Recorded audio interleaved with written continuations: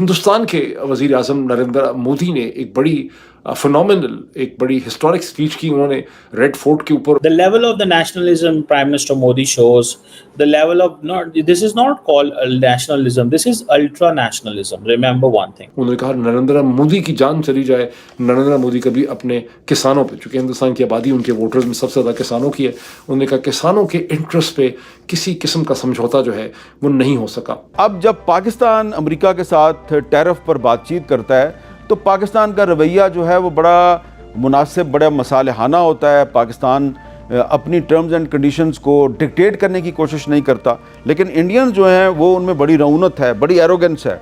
वो कहते हैं we are one of the biggest economies in the world. Bharat Pakistan के साथ कोई जंग लड़ना नहीं चाहता। मेरा नहीं ख्याल कि वो इस तरह जंग लड़ेगा पाकिस्तान के साथ। आर्मी चीफ ने ठीक कहा है कि एक तरफ ट्रक आ रहा है जी वो डंपिंग वाला, दूसरी तरफ जनाब वो मर्सिडीज आ रही है, एक टक्कर हो जाएगी तो नुकसान कितना होगा। भारत की इकोनॉमी बहुत आगे जा रही है, उसके बाद बहुत पैसा है। उनका प्रिंसिपल फोकस इकोनॉमिक्स पे था, डेवलपमेंट पे था।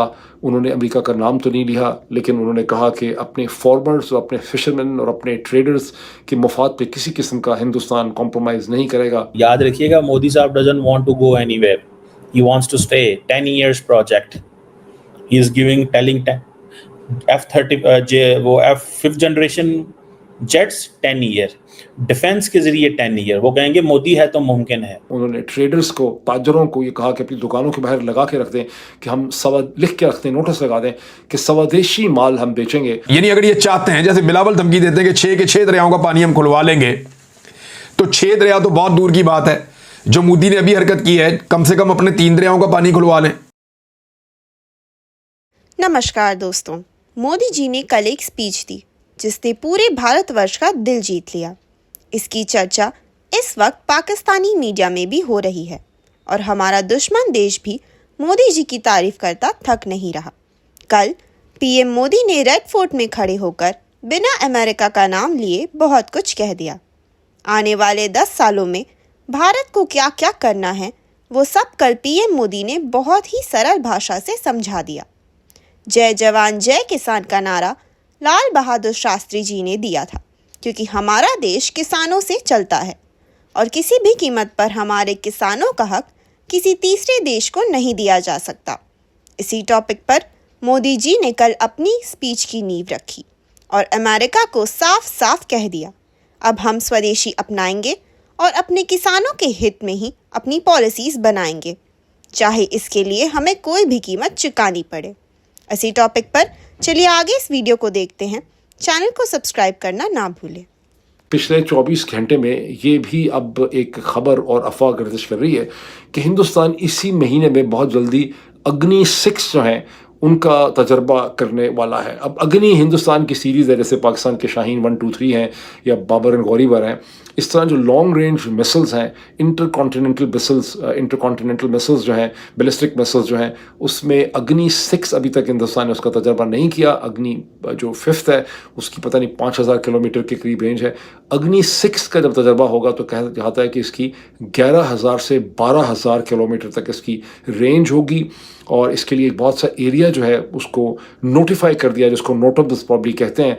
जो 4800 मील तक के एरिया जो है उसको नोटिफाई किया गया है उड़ीसा के साहिल से, और इसकी जो रेंज है वो अगर बन जाएगा तो वो यूनाइटेड स्टेट्स तक के नॉर्थ अमेरिका तक जो है वो मार कर सकेगा।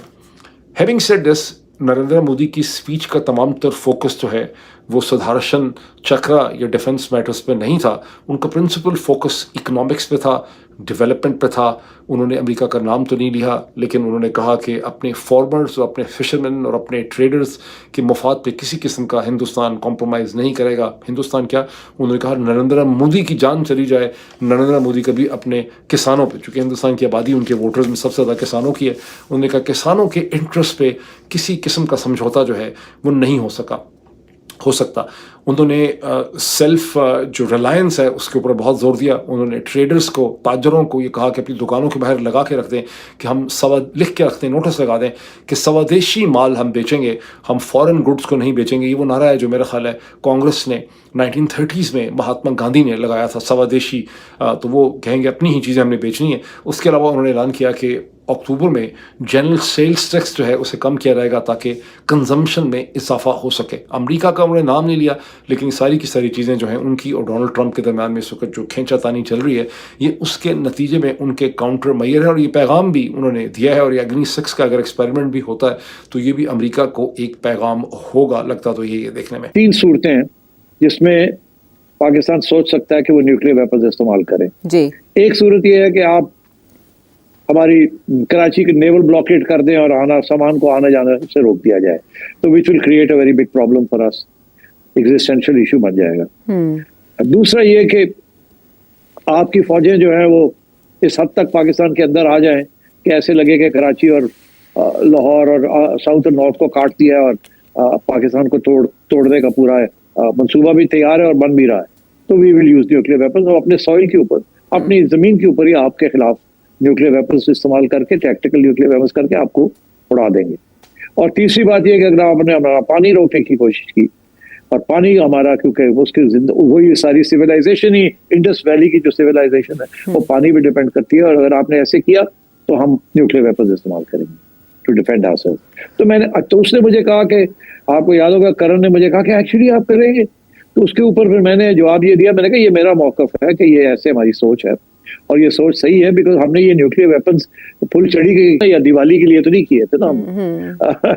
तो इसलिए ये डिटरेंस है और ये समझ भी आनी चाहिए आपको। हमें किसी किस्म की शर्मिंदगी नहीं होनी चाहिए इस चीज के ऊपर। अगर हमारी जान और जिंदगी इस मुल्क की दाव पे है और इंडिया अगर इस किस्म की हरकत करेगा तो वील यूज न्यूक्लियर वेपन्स ऐसी की तैसी।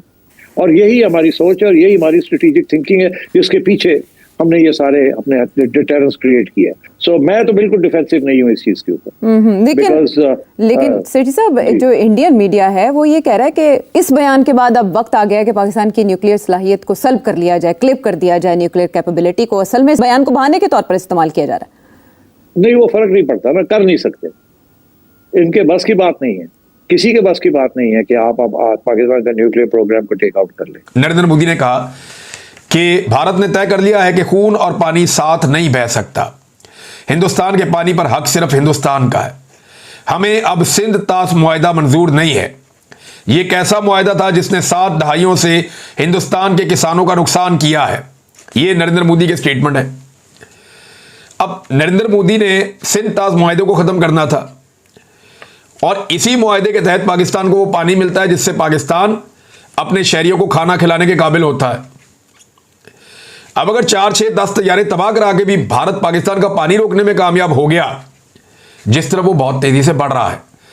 गुज़िश्ता चंद दहाइयों से भारत ने पाकिस्तान के पानियों पर या मगरबी दरियाओं पर, जिनमें झेलम, चनाब और सिंध, इनके ऊपर भारत ने बहुत सारे ब्लॉकेज लगाए हैं। बहुत सारी जगहों में भारत ने पानी रोका है पाकिस्तानियों का। वो जो पाकिस्तानियों का पानी भारत ने रोका है, डैम्स बनाकर, रुकावटें बनाकर, बंद बांध के, वो पाकिस्तान के दरियाओं को आहिस्ता आहिस्ता ये मामला खुश्क कर रहा है। हमारे डैमों के अंदर पानी कम होता जा रहा है। इसको पाकिस्तान रोकने में अभी तक कामयाब नहीं हुआ।